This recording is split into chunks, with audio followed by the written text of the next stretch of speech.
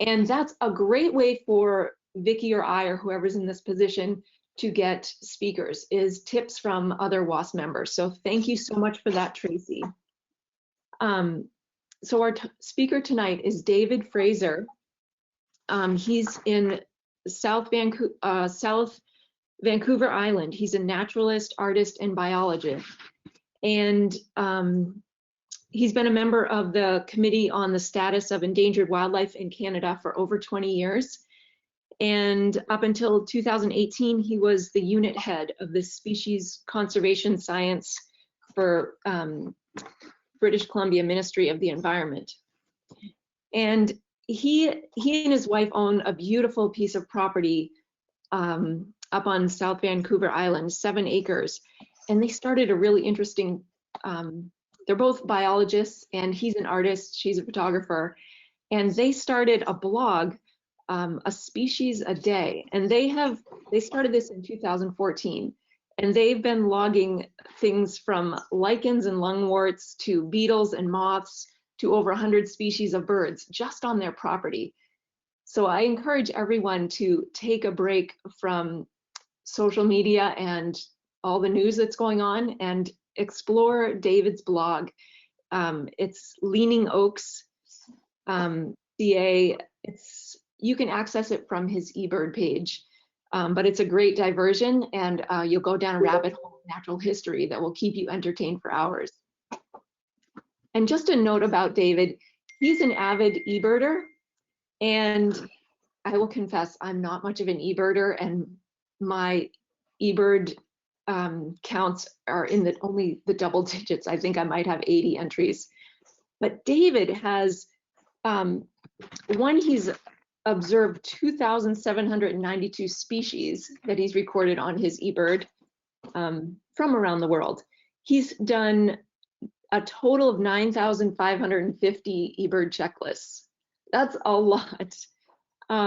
He started eBirding in 2006, but his oldest checklist is dated December 1962. So that is a wonderful thing. You'll learn more about the beauty of eBird, that you can enter data from the past and it becomes relevant scientific information. So anyways, enough of this intro. I'd really like you to give a warm welcome to David Fraser. He's got a fascinating talk tonight and illustrated with his own artwork and photography. So a warm welcome to David. Thank you so much for joining us. Oh, thank you very much for inviting me to the presentation tonight. So first of all, I'll just double check. Can everybody see my screen and hear me? Yes, David, coming in loud and clear. And we excellent, see your good. Screen. So this journey we're going to go on tonight starts out with a bit of a mystery. And just in 1995, in the fall, I went to work one day, and on my desk were 2 journals with nearly daily bird observations, starting in 1959. There was no name in the journals. I didn't know who they were from. I don't know who dropped them off on my desk, and I still don't know who dropped them off on my desk. And they were clearly mostly around Victoria, some from further afield. But I didn't know what to do with them, and they just they just sat on my desk for a couple of days, and I couldn't figure out where they came from. But they were clearly a labor of love from somebody who really loved birds. They're very detailed notes in some cases. And a few days later, a 3rd journal, same handwriting, appeared on my desk. And again, I didn't see who dropped them off, so I still don't know who dropped these journals off. So the handwriting was beautiful in them, and beyond that, most of the names in the journal were first names, and I couldn't figure out where they came from. But I didn't throw them out. They ended up on one of our bookcases, the 3 of them nestled in the bookcase. And then one day, 20 years later, there was a happy accident. I pulled a book out of the bookcase, and one of the journals fell on the ground, open to a page with a first and last name. And it said, "Today we went birding with David and Ruth Sterling." Well, there was a name I could actually follow up on. Dave Sterling was still alive at the time, and I bundled the journals up, and the next Birders Night for the Victoria Natural History Society, I took the journals to David and I said, David, whose journals are these? Where did this person bird and who is he? So David took one look at it and he said to me, oh, the handwriting here is beautiful. It's got to be a woman. And I said, this is a person obsessed. It's almost for sure a man. And it turned out I was right. David wrote me a 2-page little essay on the fellow who had written the journals. It took him a couple of days to figure out who it was, and it was a man by the name of Tom Briggs. And he gave me his the street he lived on, and his name, and a little bit about him arriving in Victoria from the UK, having been discharged from the army after the war. He was given a piece of land that was a berry farm on the Saanich Peninsula, and that's how he made his living for the first few years of the time period that the journals cover. So the start of the journal deals with the daily coming and going of a Harris sparrow. And this was only the second Harris sparrow record for Vancouver Island. And this, I think, was what got Tom Briggs hooked on birding, was this rare bird that appeared in his garden. And he had all the birding elite from Victoria, and I think from other places as well, turn up and look at this bird. So this was 1959, and the second record of Harris sparrow for Vancouver Island. And it started off a lifelong interest in Tom Briggs in the genus that Harris sparrow's in the genus Zonotrichia.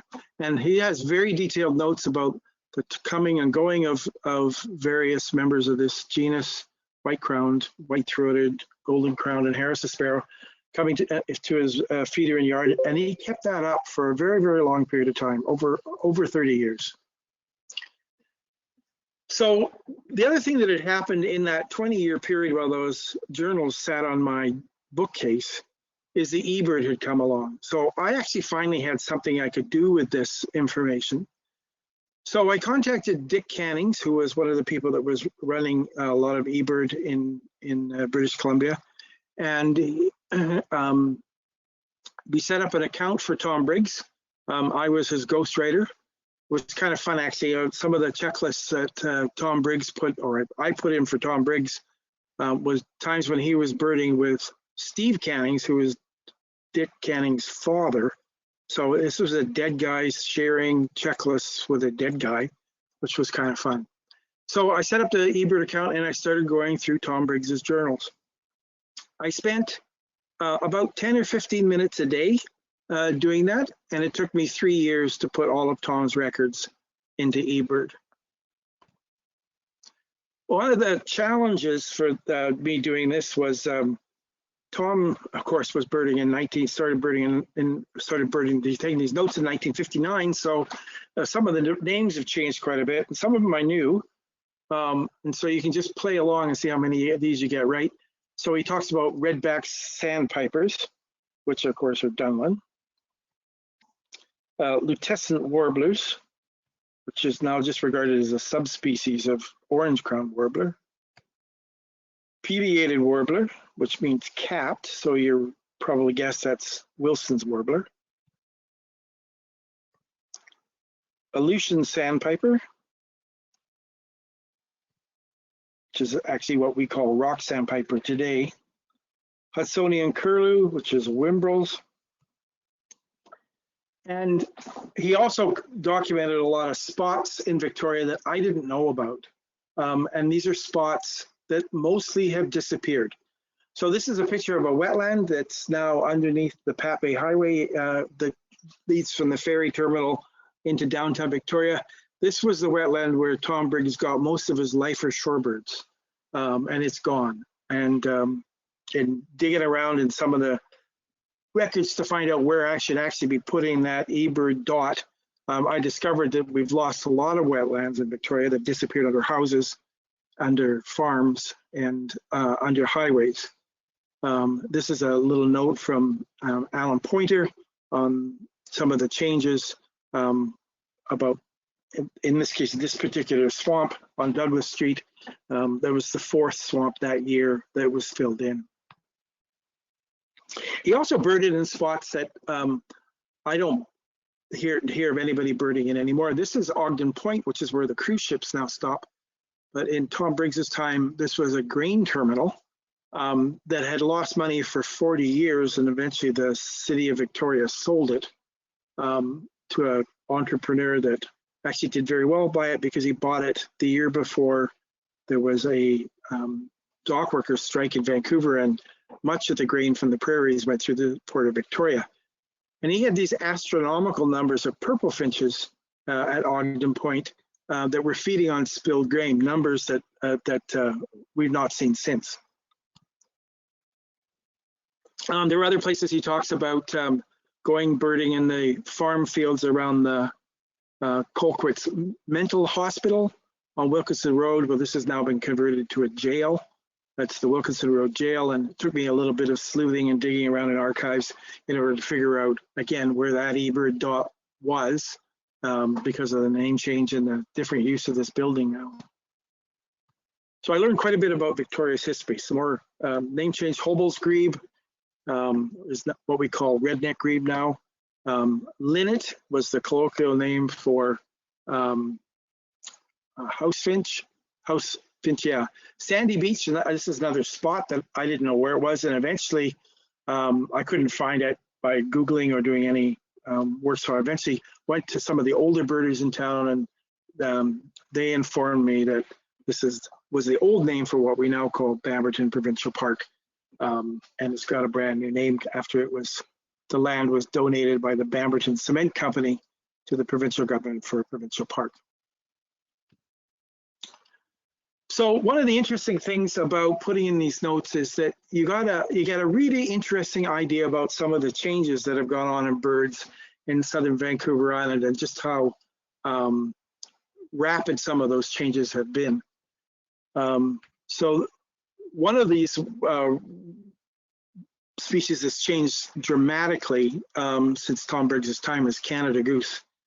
Canada geese were relatively uncommon winter visitors on southern Vancouver Island in small numbers, disappeared in the summer months until they were actively introduced by the Fish and Game Department, and they took off. And this is Chris's bird count data starting over the 31 years that Tom Briggs kept notes. You can see that they were relatively small numbers at the beginning of the time period. So that red bar in these graphs show the period of time that Tom Briggs was keeping notes, and then the subsequent years since Tom Briggs passed away. So it's a dramatic change in the number of Canada geese and how visible they are. And there were some things that made me smile. This is a May 15th, 1960 record. David, Ruth, and Deirdre, so this is David Sterling again, had found a goose nest in the top of a snag. This was a really big news. This is one of the first breeding records for southern Vancouver Island. And Tom Briggs then spent the next 2 weeks taking dozens and dozens of birders up into the highlands of Victoria to show them a goose on a nest. That was a very rare thing in those days. And of course, nowadays we would look twice at a goose nest. Another entry in his journal was he saw 70 ! Canada geese at Rithit's Bog, just outside of Victoria. So a really big number for those days in 1959. Some other changes that have been really quite startling. In the 31 years Tom kept notes about the birds on southern Vancouver Island, he only had 8 sightings of great horned owl in that whole time period. This was a very rare bird then. And if you take a look at Christmas bird count data, there's a big jump that happens after the time period that Tom stopped keeping notes. And this we attribute to the introduction and successful establishment of both eastern cottontail rabbit and European rabbits on southern Vancouver Island. And all of a sudden there was an assured food resource for great horned owls, and the population has increased tremendously since then. Things you don't even think about. This is Tom Briggs' first record of Anna's hummingbird. This was at the garden of Rob Mackenzie Greaves, which is where I got my first Anna's hummingbird for Vancouver Island as well, although much later in time. And for a little while, that was the only place in Victoria you could guarantee seeing an Anna's hummingbird. And then a few years later, there were more spots you could see Anna's hummingbirds repeatedly, including Tom Briggs's house, which is this blue dot here. And Tom started getting Anna's hummingbirds regularly, and with them came people that wanted to see or count Anna's hummingbirds, and he entertained dozens and dozens of birders getting their life for Anna's hummingbird for Southern Vancouver Island. And of course, nowadays, Anna's hummingbirds obliterate all roads, buildings, and everything else in Vancouver Island. That's just the eBird records for Anna's hummingbird. They're just everywhere now.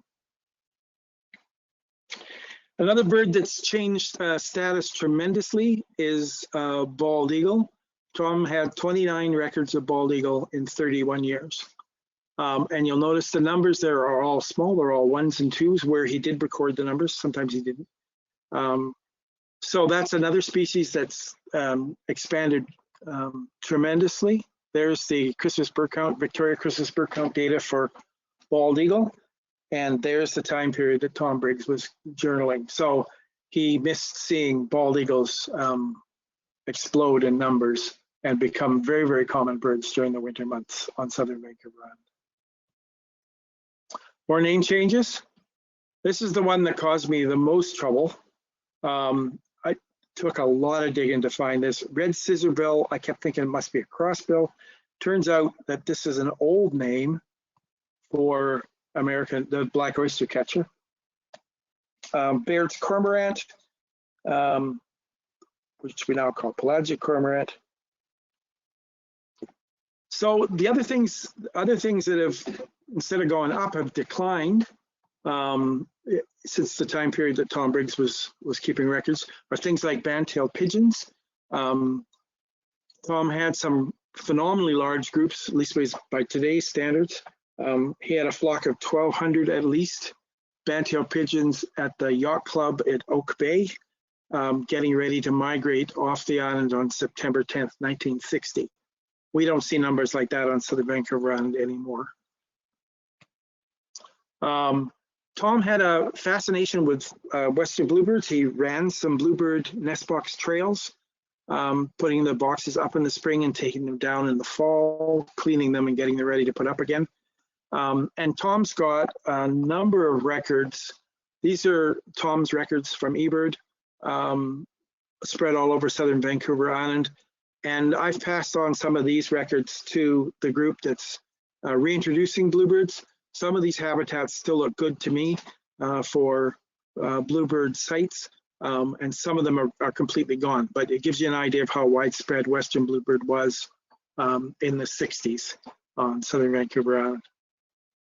It's essentially gone now, except for the handful of birds reintroduced. Avoxus swift was another bird that Tom introduced a lot of people to. Shortly after moving to Southern Vancouver Island, Tom got a job as an engineer with Royal Roads Military College. And he was in charge of the facilities, things like the plant maintenances that did heating of the building and stuff like that. And he discovered a colony of Avoxus swifts nesting in the chimneys at the Royal Roads Military College. And again, very generous man with his time. He took dozens and dozens of people over the period of time that those nests were active, where he took people in to see the evening arrival of Avoxus swifts into the chimneys where they were nesting. And he had a number of sites. And again, this species, I don't know of another site like that on Southern Vancouver Island that's active now, where you can see dozens and dozens of Avoxus swift coming in on a regular basis. Another bird that's declined tremendously on Southern Vancouver Island compared to Tom Briggs's time is common tern. Used to be a very abundant bird off the south end of Vancouver Island in the particularly fall migration. Tom's got a number of records. Most of them it just talks about dozens or lots or many, and I couldn't even put a number in the eBird checklist. But we don't get those sorts of numbers anymore. We're lucky if it's 1 or 2 over the course of the fall. Another one that's declined a lot is rock sandpiper, what Tom called Aleutian sandpiper.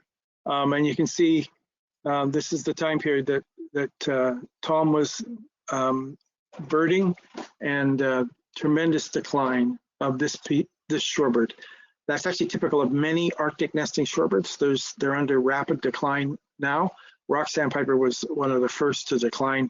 Others are following in rapid succession. In Tom Briggs' time, gray partridge, which had been introduced in the 1800s in Victoria, you could still find them. In fact, Tom Briggs had them on his berry farm in the winter months. And he documented this slow petering out of this bird and some of the life history of it while it was here. They spent the winter on his farm and then moved up the hills onto the ridges of Mount Doug during the breeding season. They went back and forth for a few years, and then eventually that population winked out. And the last population that lingered for a little while longer on southern Vancouver Island was this one here at the Victoria Airport, but it too is gone now. So this species was a species that was introduced, established for decades, and then winked out. Mountain quail is another one that Tom recorded and has sites in the highlands that have mountain quail at them. And there's another species that was introduced, lived here for several decades, and then winked out. Tom had numerous records of grouse in places that we no longer have grouse on southern Vancouver Island, or if we have them, they're very, very rare, including Royal Roads Military College. He has numerous sightings of grouse at Royal Roads Military College, which is now Royal Roads College, and a number of sites like Observatory Hill in Victoria. And again, those species are essentially gone, probably wiped out mostly by habitat loss and depredation by feral cats.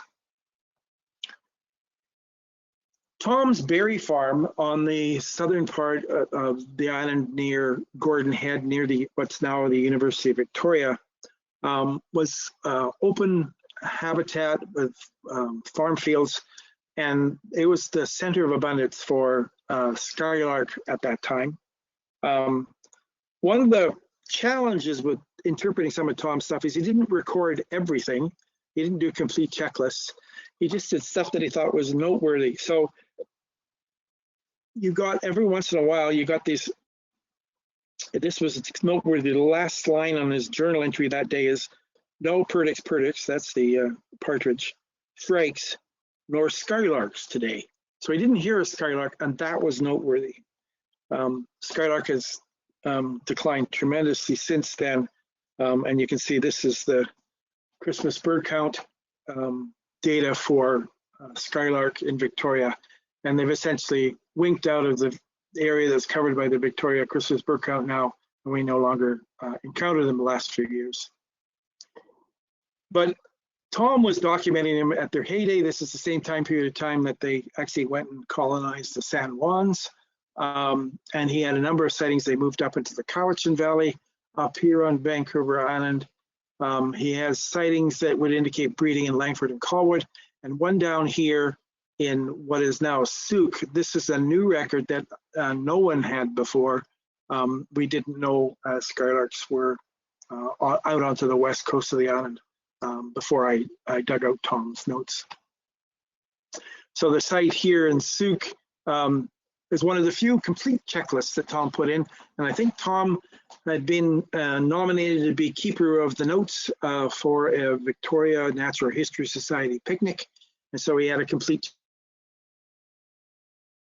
checklist written down, and thought that it would be fun to go back to this spot on the same day, whatever that is, 40 years later, and do another complete checklist, because I think it would be a very different list. The species that are highlighted in yellow there would be unlikely to be found on a May 14th checklist if we were doing it now. So the reason that skylarks disappeared was habitat loss. This is Tom Briggs's property in the middle of this air photo, what it looked like in 1954 and what it looks like in 1994. So it's just straight urbanization and encroachment. And Tom's berry farm is no longer a berry farm, it's just suburbia and a very different set of habitats. Some really interesting notes that Tom got for some species. This is streaked horned lark, which is a subspecies of low elevation breeding horned lark. It's an S1 in the Heritage Center for Washington State, which means critically imperiled.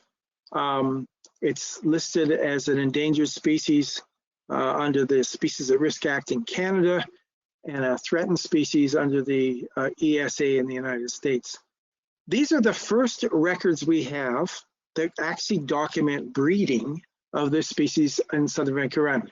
There were old specimen records, including birds with eggs in their oviducts, but this was the first time where I've actually found records that said this is where this bird was nesting.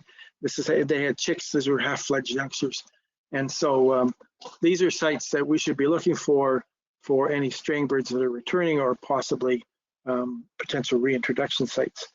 And they include things like the Victoria Airport and Sydney Spit Provincial Park. So sites that the habitat is still in relatively good shape there, or at least it's protected, although there's some major issues with alien species that have changed the structure of the habitat, but that's being worked on. Some really fascinating notes that Tom took in 1962 and 1963. These were fall storms, tropical storms.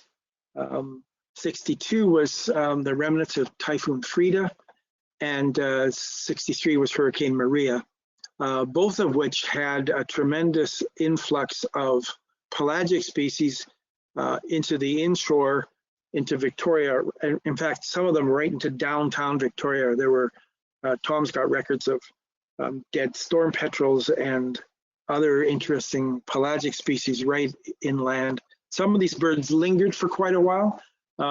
Here's Tom's records of Sabine skulls. This is Clover Point, which is a place you might expect to see Sabine skulls after a tropical storm. But this is on Ivy Beach, which is quite a ways further inland.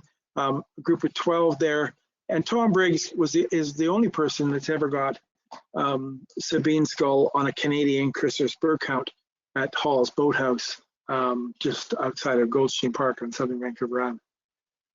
So really interesting notes about fulmars and short-tailed, fork-tailed storm petrels and Leach's storm petrels, and the two pelagic phalaropes and Sabine skulls. Just totally fascinating to see what a storm can do. A little later on that year, Tom found a dead black-legged kittiwake floating in a small lake.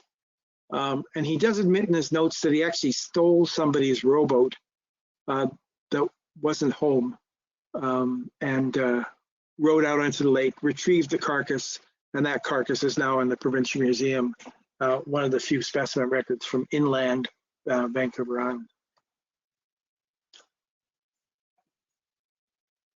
Tom was a really avid feeder of birds and set up watering stations for bird streams and water baths, and had feeders of calcium carbonate for Anna's hummingbirds to have better material for nesting, and seeds and suet feeders. And he kept really detailed notes about the comings and goings of those species that are were using these features he'd built. So it was really interesting to look at some of the changes. These three species that are on this slide, black-headed grosbeak, western tanager, and pileated woodpecker, were species that Tom never recorded at his feeders. And yet at our feeders, these are common birds in the summer months and pileated woodpecker year-round. So, and I'm sure that if Tom had ever seen them, they would have been in his notes. He just did not see these birds at bird feeders. In fact, black-headed grosbeak he only had a handful of records of, whereas nowadays this is a bird that's at our feeder almost every day, all summer long. And I think in several cases, there's just been changes in those birds, both in terms of the numbers and in terms of their behavior. So black-headed grouse, these maps, by the way, are from breeding bird surveys, and they show trends. If it's red, it's declining. If it's blue, it's increasing. And the colors in between are in between those two extremes. So they both black-headed grosbeak and western tanager have been increasing steadily on southern Vancouver Island and Washington State. Pileated woodpecker has declined slightly over the last 30 years, but the numbers are obviously way higher than they were in Tom Briggs's time. I looked at an old record from Vic Goodwill, who kept a bird report for Vancouver Island, and his estimate was there were 14 pairs of pileated woodpecker in southern Vancouver Island. There's clearly way more than that now. So when Tom retired, him and his wife, Gwen, who was also an avid birder, and one of the mistakes I made when I did this is that at the beginning it was all Tom's notes, but by the time Tom got to be elderly, he was recording mostly Gwen's observations, and I still haven't gone through and entered Gwen's observations into eBird. If I'd have been smart, I would have done them at the same time, but I wasn't, so I have to do that job sometime in the future. But they did a lot of traveling throughout southern BC, a little bit into Washington State, and Tom did one trip to England where he did some birding. But he has a number of records of interest all over southern Vancouver, all over southern British Columbia, which we don't have time to get into tonight. But again, really valuable stuff that documents numbers and trends. And I'll just give you one example. He drove through over Anarchist Pass, which is just outside of Soyuz in the southern interior, and he had dozens and dozens and dozens of road-killed Lewis's woodpeckers on one trip, numbers that we don't see anymore. Tom's last journal entry was this one: female rufous hummingbird at feeder took long drinks as if tired. And this was the last entry. The rest of this journal is blank. And I must admit, after spending 3 years, 10 minutes a day, I sort of felt like I knew this guy a little bit, or at least what made him excited about birds. And when I actually dug around in the archives and found his death certificate, I was completely shocked to find out he had a daughter. That daughter is never mentioned in his notes. I didn't know he had a wife because they went birding together. So did I know Tom Briggs? Not at all, but I did get an idea of how much of a joy he got out of bird watching, and was really thankful for him keeping those detailed notes. So Tom passed away in 1994, born in 1906. Tom is the fellow with the peregrine falcon on his arm. David Sterling, who was the guy who actually figured out whose the notebooks were, is the fellow with the short-eared owl in his hands. And this, so the journals opened up a whole window for me into a time period where I was alive, but certainly not birding yet, and really underscored how rapidly birds are changing. If you keep notes, I would strongly urge you actually do something with them and enter them in eBird or some other place where they can be used by folks like me who study birds and look at trends and decide which species are in trouble or not. If you're not interested in putting your notes into eBird, then, and particularly if you're old, then I would recommend setting aside a little bit of money in your will to get those notes put into those databases after you pass. It was a total fluke that somebody, and I don't know who it was, passed those notes on to me, and another fluke that I pulled that notebook out and it fell open to a page where I could actually do something with them. There's too much valuable information locked up in these notes, and it would have been a great shame if those two lucky accidents hadn't happened. So somebody had the foresight to give me the notebooks in the first place. And I'd like to thank that person. I don't know who it was, but thank them very much for doing that. And I'll give thanks also to David Sterling and Barbara Begg, who figured out who the notes were from. the person who gave me the journals, Leah Ramsey, my wife, who helped me enter some of this data, Ian Cruikshank, who was our eBird coordinator here, Dick Cannings, Wayne Weber, Diane Cooper, who helped track down some locations in other parts of the province, and the folks at the public library and the archives who helped me figure out things like where this spot was, and gave me access to 1959 phone books so I could actually figure out where addresses were and those sorts of things. So that's the end of my presentation, and I'll open it up for questions if there are any. I think it goes back to the moderator now.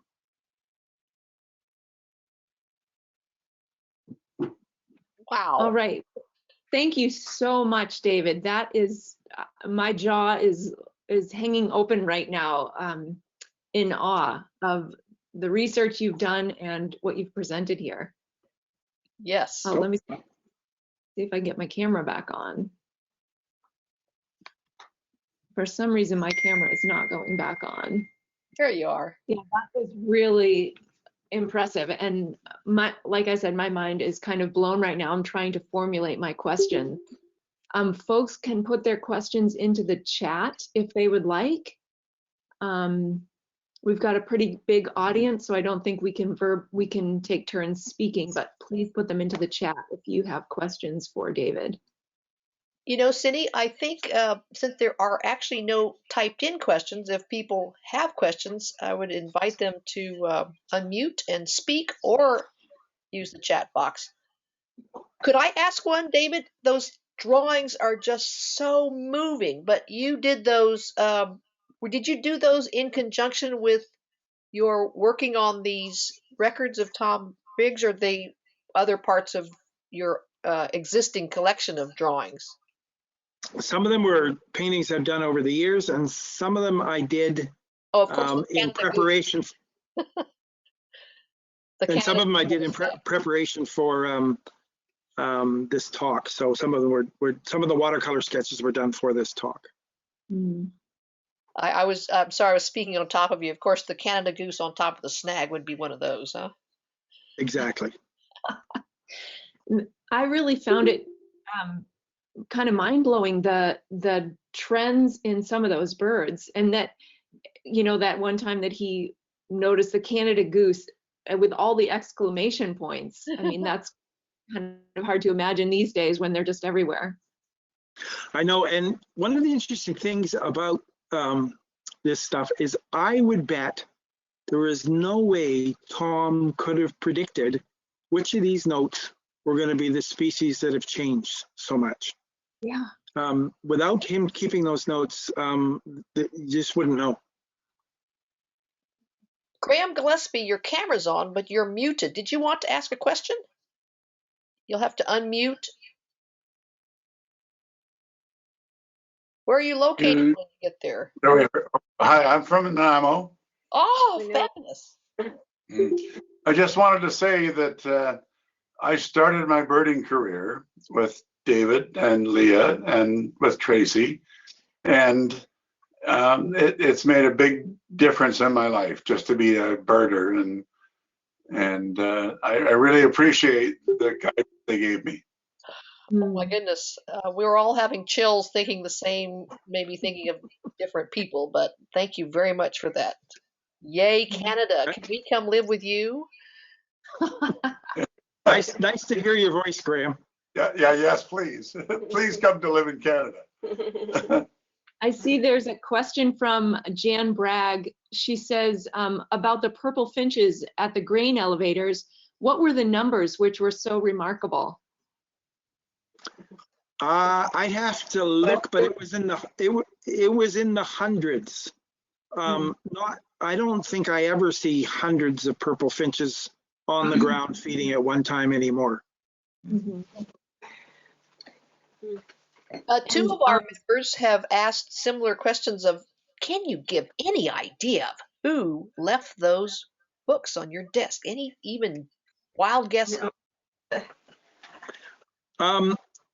Well, when I got the books, I was doing the compiling for the Vancouver Island Bird Report for the journal American Birds. So I was known to be interested in records of birds.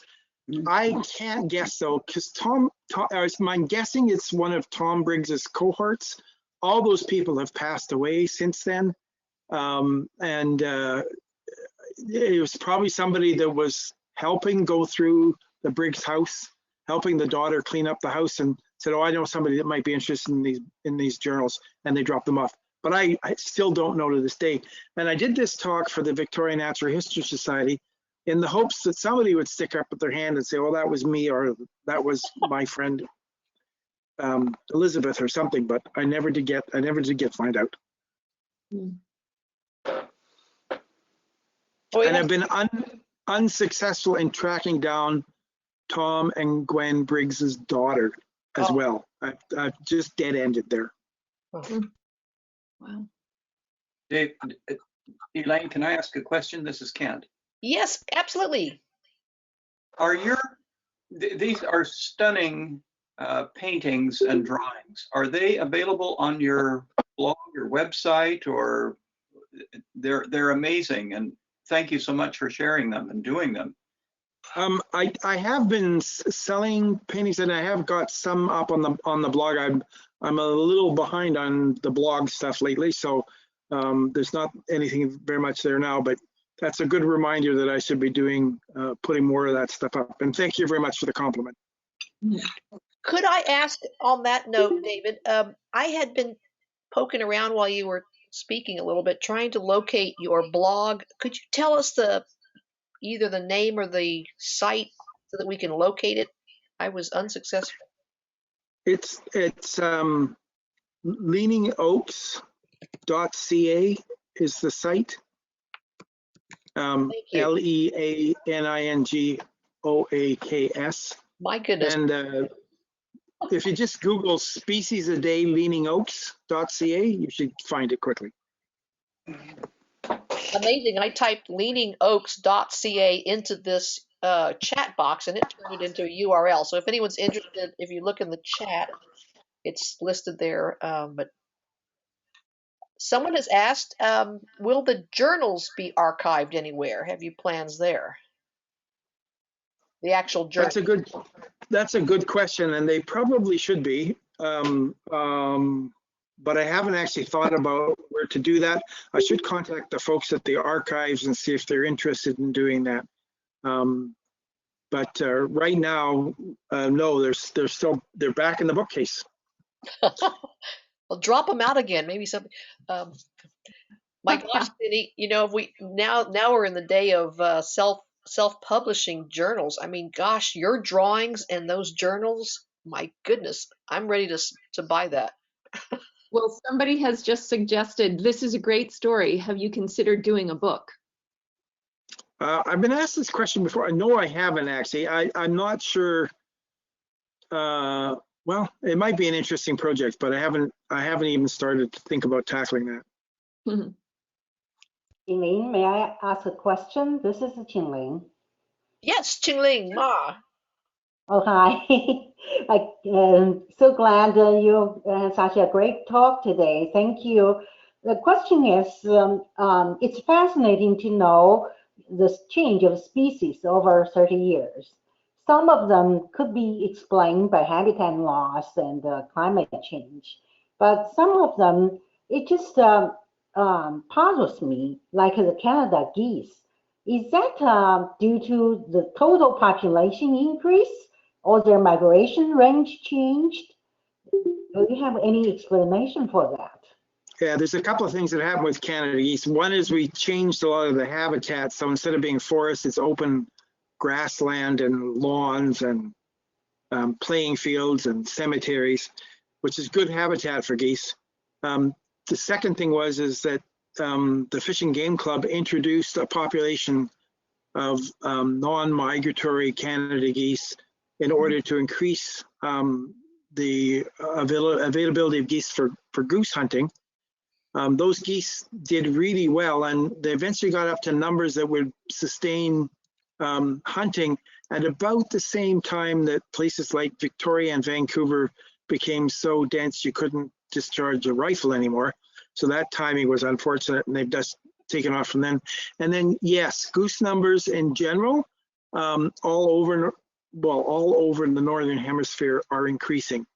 So whether it's white-fronted geese or cackling geese or Canada geese or pink-footed geese, geese numbers are going up. And geese seem to be one of the winners in the climate change scenarios. A lot of bird species are declining, but geese seem to do very well. So there's a bunch of things going on at once here. On the heels of that, David, one of our members has asked if your South Vancouver Island Canada geese are populations now are staying year round like ours are in Seattle and Puget Sound. Yes, we have large populations that are here year round, and then it's augmented in the winter, the fall and the winter by migrants. Tracy, I hope I'm saying this, Gearnart? Tracy is our spark bird for this entire opportunity tonight. She's asked, David, can you tell the audience your most surprising bird you've posted on eBird on your property? Oh, wow. Well, there's a number of birds I didn't expect. Rose-breasted grosbeak, American white pelican. Yeah, there's a number of things that aren't really expected. I think one of the ones that surprised us the most was it turns out that at nighttime, if we're out and we're lucky, we bought a hot tub, so we're out sometime in the evenings, and we have routinely get marbled murrelets flying inland, which we didn't know happened. And it's because we're out at night and it's quiet, and you can hear marbled murrelets flying overhead, and they do that regularly during the winter months. My. A collective wow. Yeah. Any others who wish to pipe up themselves or type into the little chat box? We welcome you. This has been fabulous. Where is Tracy Gearnart? Where are you located, Tracy? Ooh, I don't know what that little diddle was. I'm going to read one from one of our viewers, Daniel Zach. I don't know Daniel Zach, but you said it. This was such an excellent, fascinating mix of ornithology and history. Yes. I have a question, Ying. Please. Earlier we talked about Canada geese. Yes, man-made environment for them suited their population. Well, how about the Western Tanager and black-headed grosbeak, the increase? This year I had 4 on my feeder daily. I'm in Seattle. This never happened 10 years I lived here. Well, what happened to those birds? Why is it increasing? I don't know. When I first started birding here, black-headed grosbeak was a specialty bird. There were 1 or 2 spots you could find them. And then about 10 years ago, they just changed. They changed their behavior. They've started using habitats they were never in, drier forests, away from riparian areas, and heavy use of both seed and suet feeders. And so I think in that case, it's a change in the bird's behavior that have allowed them to colonize new habitats, and the populations have just increased tremendously. I see. Thank you.